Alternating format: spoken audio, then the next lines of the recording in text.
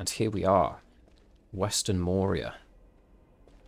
In the crypts. Although this is the throne room, I'd imagine. Right. No way for me to tell. Right, I need to just get myself reacquainted here. Because I'm just coming in now off the back of evil mode. I don't want to go that way. I kind of want to look at... Oh yeah, here's all the scenes that we've unlocked so far. We've unlocked quite a few. There are 109 epic scenes from the movies to unlock. I'm 29 in. So, yeah. Lordy. So we'll look at quests. This is where I want to be. So we haven't quite reached the threshold to consider it Eastern Moria yet. So... Oh, goodness. Right, we've defeated the Watcher. Fantastic. We found the 7 Dwarf Runes. Located the Great Pit. Yep, I definitely remember that bit. And we found the Book of Secrets, which is what we've literally just done, I believe. So now we need to go and find the Chamber of Records. Reach the ancient Chamber of Records on the far side of Moria to perhaps learn about... To perhaps learn more about the hallways that exit the mountain to the east. Okay, so we are just looking for a way out at this point, because otherwise we're trapped here. Skills I'll go through in a minute. For now, I just want to look at stats. Although, it would be good to start from... Oh, they're not really in the order I want them to be. Okay, right, we've got Berethor here. Weak to blunt damage, weak to shadow damage, as expected. This is all just proving points to myself at this point for evil mode. I should have checked in the campaign first, so I was a little bit more informed, but never mind. Yeah, so we're looking, stats-wise, Berethor's looking good. Very well-rounded. His dex is probably a little bit low, but that's... he's not really attacking too much, so I don't mind about the dex. It's more about enemies being able to hit him as well. Like, having the enemies miss more often would be great. Hadhard is very tanky, but his new axe and his new armor and stuff that he got recently is really giving him a boost to his stats, which is good. He's weak to piercing damage, that's good to remember. Oh, and stout to slashing. Yeah, that makes sense. Idriel, weak to blunt damage, because I guess she's wearing plate mail technically now, which is very cool. So yeah, shout out to RPG Recusant. I've been chatting with him a little bit, and he has pointed out Idriel is not so much like a cleric, to put it into like D&D class terms. Yeah, she's less healer and more paladin. Because her armor stat is ridiculous in the top right there. I mean, you know, 106, like, considering Hadhard's meant to be my tank, she's got 10 more armor than he does. It's crazy. And HP as well. She's only just behind him in HP. So yeah, she's really gone paladin build as opposed to cleric build. And me and RPG have also been chatting about some potential exploits to make Idriel just the best character in the party as well. For buffs, there's the spell Haste of Elves, which will be, I think, used a lot more often, which I cannot wait for. It's great. And then we have our sweet baby boy Elagast, last but not least. His armor's not great, his HP's also...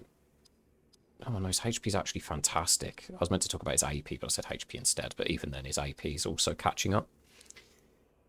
Weak to piercing and shadow damage, which is fine.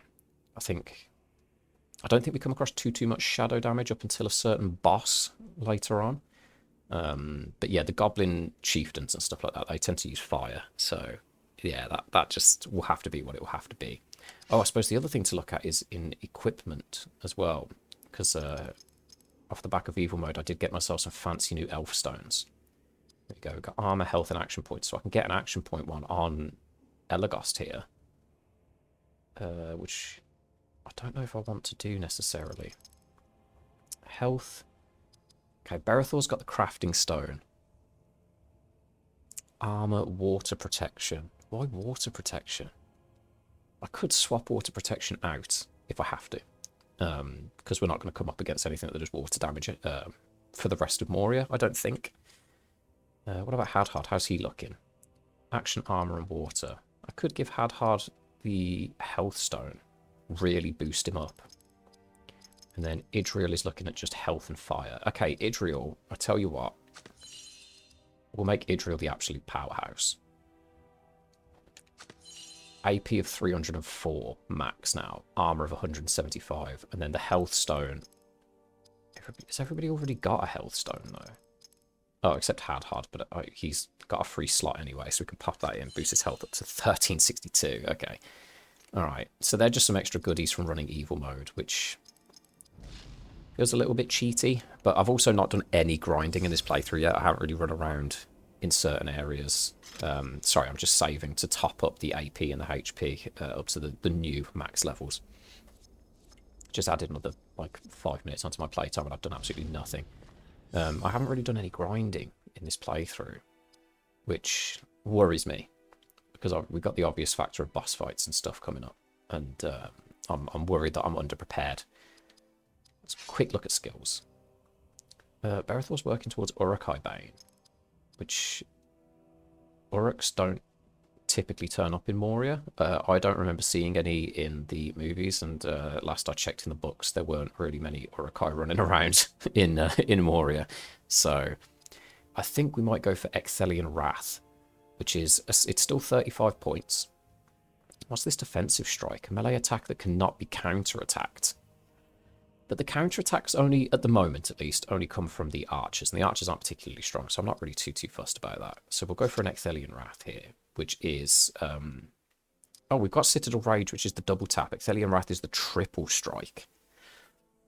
Oh, no, we'll go for it. I won't... I don't want to metagame it too much. Like, I don't want to get Uruk-hai Bane now, knowing that we will fight Uruk-hai in the future, for me to then have unlocked a skill that I'm just not going to use for the next couple of hours. Like, it feels kind of bad. I'd rather work towards something I can use now, and then, because I don't know how many combats I've got left either, it might be that we unlock Ecthelian Wrath before we even finish Moria, and then Uruk-hai Bane I can work towards afterwards. I don't know. But yeah, we'll switch to that. Company of Resistance is nearly done. Less damage from spirit attacks feels really good. Feels really, really good. So we're getting quite close to that one, thankfully, which is lovely. 2 free attacks I'm not really too worried about. All retreat allows the party to fall back out of combat. God, sorry, I don't want to look ahead too much, but I'm worried that that is an option. Am I going to need that? Okay, passive skills we can't change anyway. Perfect mode also we can't change. I've not used perfect mode either. I might have to show it off at some point. I kind of always just leave the bar full and have it in reserve, because, you know, there might be a combat where you have to use it because you just find that, like, a certain character gets targeted a little bit more than you'd expect and you can't keep the heals up, or I mess up my turns with Berethor and I don't manage to get the stand fast buff off and somebody gets stunned, and then, you know, the enemy ends up getting like 4 attacks in a row or something ridiculous. But also, some of the characters benefit from having full perfect mode, the perfect mode bar filled up. Like Hadhod, for example, gets like guaranteed critical hits at a certain point, or increased chance for critical hits, or whatever it is. So I try and leave it full, and then that way the party always benefit from the buffs that they potentially get for full perfect mode, whilst also then having an arrow volley in reserve, which is just hits all enemies for big damage, because there's, like, you know, it's a volley of arrows. Then we got Lethal Claw, which, and Terrible Bite, I think, are single target for like big targets. Terrible Bite being a perfect mode attack that I think leaves a bleed status effect maybe. So we've got some good options basically. But I'll leave those as they are. We've crafted 13 King's Foil. We've done a lot of celebrating so far. Fantastic. Yeah, I think we'll just work these up in order, actually. Man, the fact that you can get, like, Orthanc Fire and, like, Nimrodel Air, Sauron Blood, like, this is crazy. Some of these items, you can just craft these. That's nuts. Okay, alright, I'm going to stop looking at this because I'm getting way too excited. Hadhod. Hue Armor. Melee attack that lowers the armor rating of an enemy. Feels really good. Powerful Axe. Powerful axes rock the very earth, creating a damaging spirit attack. Okay, so he gets an axe attack that does spirit damage. That feels like it could be really strong later on. Melee attack that allows Hadhod to strike twice. That's pretty basic. Mountain Rage. Yeah, we'll stick with Hue Armor for now. That feels a bit better. Yeah, fire resistance. God, I need to use 10 more spirit powers. They're just expensive.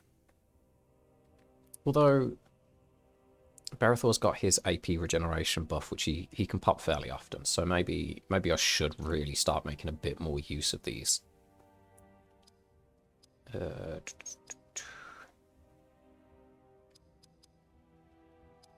Is it overwhelming axes? Yeah, while in perfect mode, Hadhod's attacks will always give critical hits. There you go. So I think after we've finished Lordly Might, I can switch straight over to overwhelming axes instead of doing them in order. Although extra dodge also feels really good. Let's move on. Elven Rage, yeah, because we got the Stunning Strike. Leech Inspiration feels really good. It's a melee attack, and she steals action points, so she can keep herself sustained even with the buff on top of it. Like, she can go from having next to no AP to like nearly full AP if you combine this attack with the buff from Berethor. Yeah, man, it could be crazy. Melee attack that always hits but does less damage. Might come in handy later, but that doesn't really scream like necessity to me. Drain Inspiration. Wow, so she gets an attack and a spell for draining AP, which feels good. Removes all negative effects from a party member. Could be huge later on. That's definitely after we've finished Drain Inspiration. I think we'll work on that straight away. Although, Aura of the Valar, man, it's just a free revive on a character if they go down. Although I don't think anybody's gone down so far, which is kind of crazy that I've managed to keep that up. HP drain, yep, a vampiric attack, and a slow. What have we got for the next lot? Prevents enemies from counter-attacking. Lowers the melee defense of an enemy. Nah, I think we'll probably just go for both of these first, right? Before we move on. Oh wow, that's it. They're all of his skills, bowcraft skills. Oh, okay, there we go. At least the ranger craft goes down a little bit further. Great.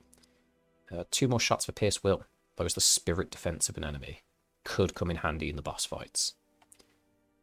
Okay, let's just leave those as they are. All right, lovely. Yeah, we swap that over. Perfect. I think I'm caught up. I hope. We can now settle in. I'll try not to let all of that faffing around like eat into the episode runtime. I might just release a slightly longer episode if I can. Why is that chest at the end closed? Have I not already been in here? Oh, that worries me a little bit. Why is that? Okay, no fight. Kingsfoil leaves. Leaves of Lembus. That's party AP and HP. Did I really just miss that chest the first time I was in here? That's crazy. Okay. Oh god, we might get cornered here by some gobbos. Oh no. Okay, walking through the rooms does cancel it. That's fine. Because I do want to kind of move on. Getting stuck on corpses. Treading over the fallen bodies of my my kin. Poor Hadhod. This must be rough, you know. Although if Hadhod's from Clan Fundine, does that give him familial ties to Moria? I'm not super clued up on the lore on that point, actually. So it might be... Okay, missing out on fights, which is... I'm okay with that, realistically. Yeah, it might be that this isn't too bad for Hadhod, as opposed to Gimli, because obviously when Gimli came here and he found Balin's tomb, Balin was his cousin, so it was like, you know, that was a family member there. But I don't really know Hadhod's relations to people here. He does say for his people, because obviously the daughter is kin. But yeah, I don't know how deep that connection goes. That's something I'll probably have to read into a little bit.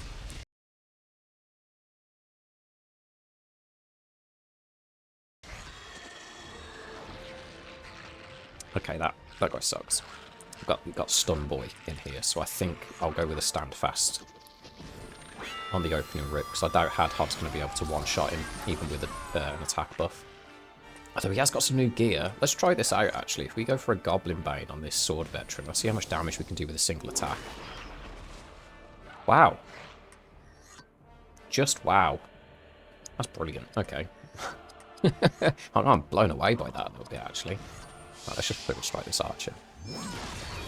575. Okay, Idriel's damage has not kept up. But then I don't think Idriel's had a new sword, like the entirety of this playthrough so far. And yeah, let's just smack him. Get him out of the way. Get him done.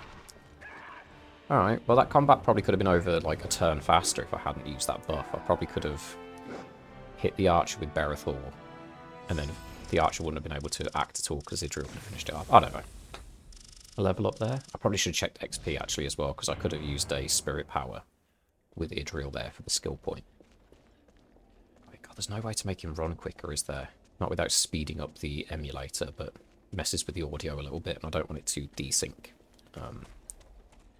So man, I do enjoy editing these videos. I've been having a blast with it, I'll be honest, but there's only so much you can kind of sit through in one go when you're staring at editing software with your like layers of video and audio, just like piecing things together. It gets a bit crazy. I think this is the way. I've just started walking down this tunnel without really fact checking myself, but I think the right hand one, yeah, leads to the pits, and this is the crypt, so this is where we want to be. Well, the flashy red bit is over here anyway, so that's it's a good sign. I'm going to drop a quick save here, because man, that was a real slow walk over.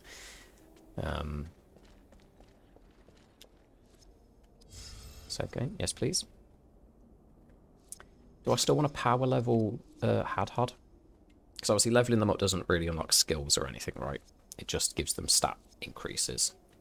I'm just wondering if there's somebody else where the stats would be better allocated. Nah, we'll stick with Hadhod for now. This is his region. We'll let him have his time, right? Okay. Oh. Okay. I like the fact that the map kind of looks like a hammer or an axe in itself. Almost. Yeah, so this is where we got the axe from, right? Or was this the armor or something maybe? And now we should be able to interact with this door. I have opened all the chests here, right? Although we've had the main goodie. We've had the armor and we've had the axe. We've had all the good stuff. I believe we are here, dwarf. No more secrets. Aye. There through our craft lies the hidden door. Handaloo even.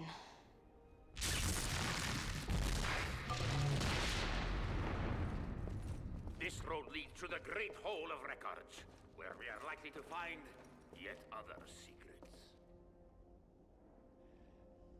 Secrets, precious. Oh, okay. Big old blocked-in staircase. Oh my. Okay, this bit's flooding back to me a little bit, actually. This bit's quite cool, because obviously the combat is turn-based. Oh. And, yeah, you get, like, the marker to show that combat's going to initiate. But there are certain bits in the game which is fantastic. You can actually see the enemies, like, run towards you. It's not this combat in particular. Just throwing that out there. But there is one a little bit later where you actually get to see some goblins, like, running from off-screen. And then the combat starts. It's really cool. Okay. Thankfully, he didn't stun Israel on his opening gambit there, which I feel like was a missed opportunity on his part. Do I swap Hadhod out for Elagos here? Because we've got 2 wargs to deal with, and I feel... Actually, you know what? Because of how hard he hit last time, let's see if we can do it again. Right, okay, great. So the goblin is actually just dealt with, and now when Hadhod's turn comes back round, I can swap him out for Elagos if needs be. In fact, I'm not even going to bother doing any buffs here. Let's get a weakening slash on both of them. There, the damage output's actually really good still. I could drop some leadership buffs. What am I working towards? I literally just checked. I needed, like, what, 3... Was it 3 leadership points, maybe? Okay, yeah, sure. Let's drop, like, a company miner and a company valor. Just to get those extra couple of skill points, and then poor Elagos still turn up with no buffs, but he'll be here for the fun, right?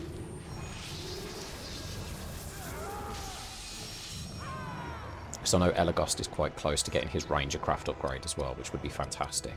And if I get a weakening slash on this one.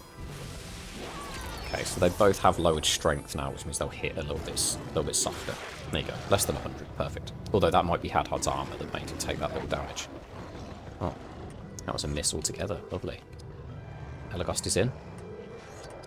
I'll try use some Ranger craft abilities. Lowers the foe's melee damage, could be really good here. Let's get some more skill points for the Ranger craft.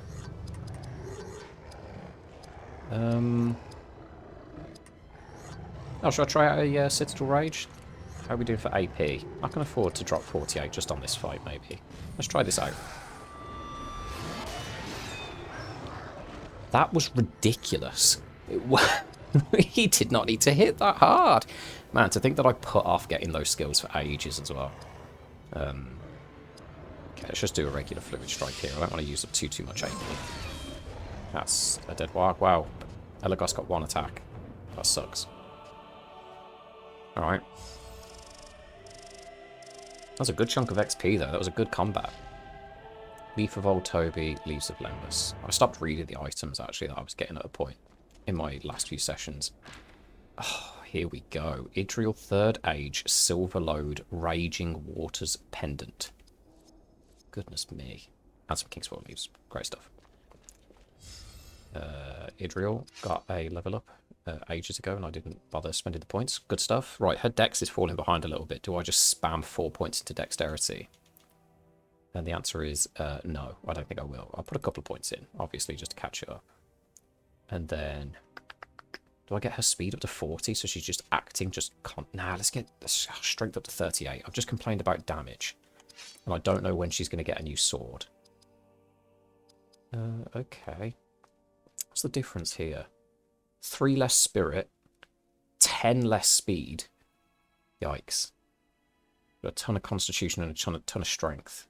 And her armor goes up a little bit. God, the paladin build is real. Resistance to water. This gives resistance to air and shadow. I can't believe this. I might keep this one. Actually, the Spirit Calling Pendant instead. Yeah, sorry, Idriel. Like, I might switch to the Raging Waters Pendant later, maybe. But for now, resistant to shadow damage when we're in, like, Moria, facing these, like, forces in particular. Definitely feels a lot more prevalent. Oh, chest over here. Let's go for this one. It's probably going to be a fight here as well. Yeah. Oh, no, never mind. Leaves of Old Toby. Slime of Orthanc, nice. How do I want to approach this for the best visual angle for you guys? Because I think the camera is as zoomed out as it can ever be, sadly. Just want to check all of these little nooks and crannies, because I want to avoid using the travel function to come back to places as much as I possibly can, because obviously when you've done an area, you've done an area. Nothing changes when you go back to it, I don't think. Another combat here. Right, okay. Yeah, this looks a little bit better. Let's get some more skill points here for the range craft stuff. There it is, Pierce Will. Lovely. We got it. And then Company Valet. I'm going to ignore the Archer. Or maybe just get Idriel to take out the Archer, maybe, or something. Well, actually, there's a save point right here. So what I will do is test out the little cheesy combo that me and RPG were talking about. So, Haste of Elves. I didn't realise this. So the hint says increases ally rate of attack, right? But when you use it, it does actually bring them up next in the queue. So I'm going to use this on myself. Well, get Idriel to use this on herself. So that's increased her speed. Okay, it hasn't given her another action immediately, which is what? Oh, nice, 600 damage on a counter attack. Sorry, I had to stop and listen to that. Listen, I had to pay attention. I didn't quite work how I wanted it to. Maybe it's because the wargs have got quite a high speed stat themselves, actually, and their momentum keeps up with their melee attacks. I don't know. How are we looking? Right, we've got Company Valor. But basically the idea is Idriel can haste herself at the beginning of combat whilst everybody's at good strength, and then that way she's acting faster despite using the spirit power.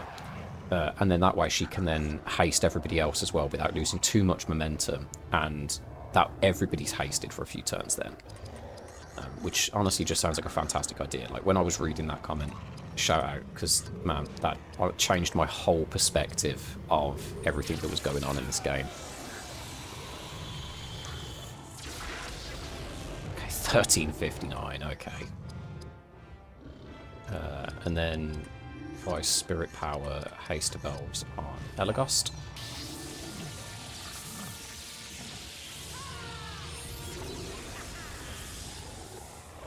Okay, quick clawing, that's fine, because we can heal up here.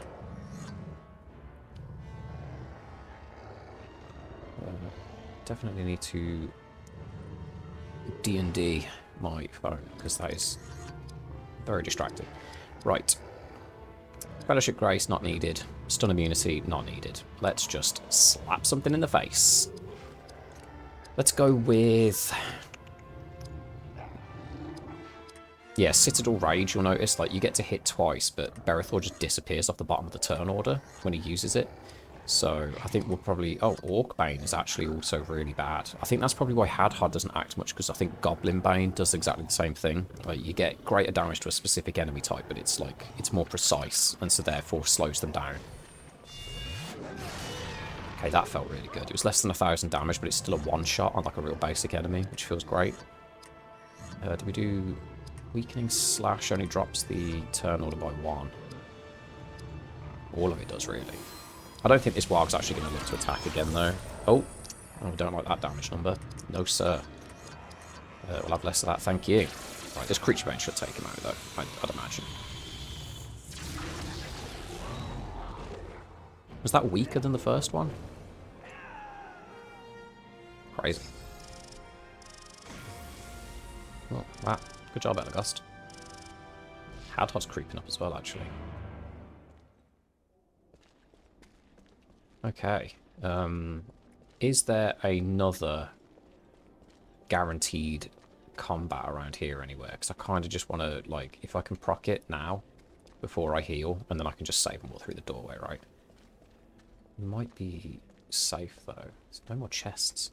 Such a big open area, and there's just nothing going on. I haven't really noticed the the encounter counter appearing in the top left to say that there's anything here that could ambush us either. God, I wish the camera wasn't quite as like, because it does actually follow the character a little bit, but I'm trying to look at things and it just looks really choppy, you know. Okay, we found the Chamber of Records. Hadhod has now leveled up because of that XP. It's like nearly 5,000 XP. Great stuff. Actually, you know what? Game's not been saved. Continue without saving. Yes. I'm going to do the smart thing here. Spend the skill points, then save. I could stick 4 points in Constitution with Elagast just to give him a fighting chance of staying alive. Right? Because his other stats are at the 40 mark, which I feel very happy with for this point in the game. So yeah, I think I will. I don't really know what kind of like armor and stuff Elagast is going to get later on that will boost his constitution to a level that I'll feel comfortable with without spending points. So, man, I think Hadhod actually, now that he's got his cool axe and his speed is chopped up, just strength. I need him to become the tank. Great stuff. Equipment, didn't have anything new. Don't want to use any items or anything. Oh. Whilst I'm here, Elagast, Rangercraft.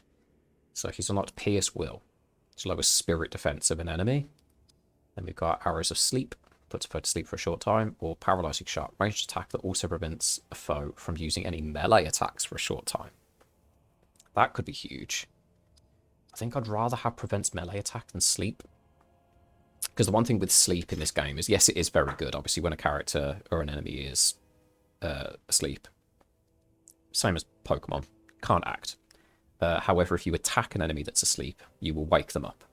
So it's good to put an enemy to sleep that you're not going to be focusing on, I guess. But I'll get there in the end. Preventing an enemy from melee attacking, if they have only melee attacks, means that they will just have to skip their turn every turn anyway, and you can hit them as much as you want, and they won't be able to hit you back, which works out better in my head, because if there's a strong melee attacking enemy, you can cancel them out of the fight and still burst them down before the debuff wears off, whereas Arrows of Sleep is more you attack an enemy that you're not too worried about, you just want to keep them out of the way. I don't know, there is a logic there in my own head, and it makes sense to me. Hopefully I'll be able to prove that at some point instead of just chatting absolute waffle. Okay. Where are we now? The Dwaradelf. Okay, West Moria, Dwaradelf. 11% complete. We're 11% through the game. It's been 5 hours. Oh dear. Yeah, come on.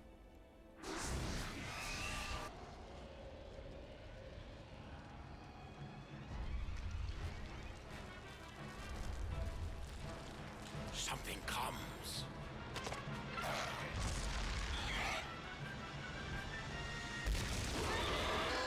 The Balrog has found us!